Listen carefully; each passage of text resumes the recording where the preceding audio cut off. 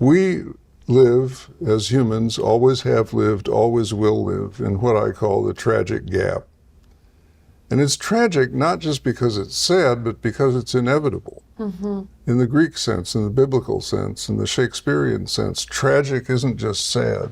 Yeah. It's built into the nature of things. We're living inside of forces we cannot control. We're living inside of forces we cannot control, and yet our job is to keep putting one foot after the other in that tragic gap, attempting to achieve something better, something better, something better. So the gap between what is and what could and should be is huge. It will never close.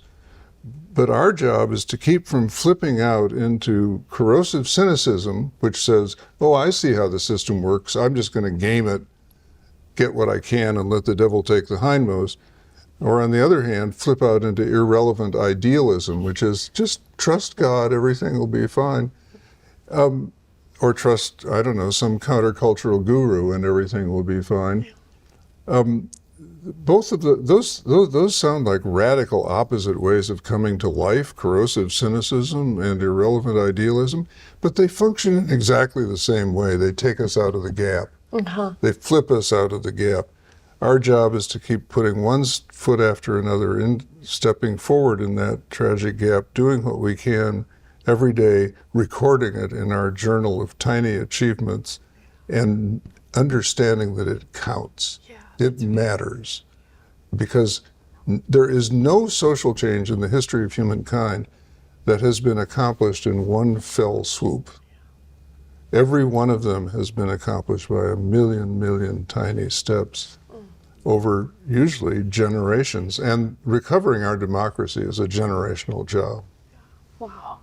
If we think of ourselves as a very sad, but also kind of broken in certain parts person, it can feel like, well, that's not the person who is going to be able to help very much, do very much. We're already consumed by all the things that that have made our lives difficult or tragic in the first place. We're already too aware of the fact that we are living inside of like cross currents of things we can't fix. Kids with intractable problems, parents with intractable problems, jobs with intractable problems. But you and I both agree that there's something weird that happens to the brokenhearted, is that there's like a kind of an inside outness that happens that can make us maybe exactly the right people to live in unfinished times. I think so. This level of engagement, either in politics or in personal and communal life, seems to me to require the kind of opening that can come through brokenheartedness. Absolutely so, just as you said. I've thought a lot about the fact that there are two ways for the heart to break. It can shatter into shards and just lie useless on the floor, never to be put back together again. Or you can exercise your heart on a daily basis by taking in the little losses, the little deaths, the things that feel hard to absorb, the news that's hard to absorb. Take it in, let it exercise that muscle the way a runner exercises muscles so they won't snap under stress. And the heart has a chance then to become so supple that it will break open into largeness rather than apart into shards. And, the most trustworthy people in my life are people who have known brokenheartedness and who've known it at depth. Those are the people I can go to and say, and tell it the way it is for me. Yeah. And in the process, experience healing. They don't have answers for me any more than I have answers for them, but we can have a conversation rooted in broken-heartedness and honesty about that experience that goes somewhere humanly, right? And that makes me feel, and I think makes them feel,